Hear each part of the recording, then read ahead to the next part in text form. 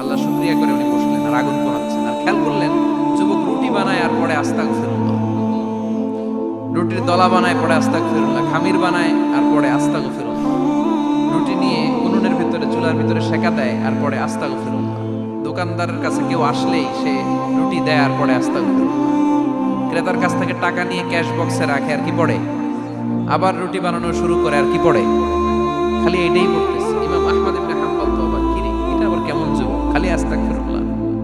উনি প্রশ্ন করলেন, যুবক ঘটনা কি? আসার পর থেকেই তোমার দেখতেছি তুমি রুটি বানাও, রুটি বিক্রি করো আর পড়ো আস্তাগফিরুল্লাহ, মালাকা ইয়া শাবাব। যুবক বলে, আস্তাগফিরুল্লাহ আমার সবচেয়ে বেশি পছন্দের আমল, আমি সব সময় আঠার মধ্যে ইস্তেগফারের সাথে লেগে থাকি আর সব সময় পড়তে থাকি আস্তাগফিরুল্লাহ, আর এর বদৌলতে আল্লাহ আমারে মুস্তাজাবুদ দাওয়া বানিয়ে দিয়েছে। আহমদ ইবনে হাম্বল তো অবাক, আনতা মুস্তাজাবুদ দাওয়া, তুমি মুস্তাজাবুদ দাওয়া রুটিওয়ালা।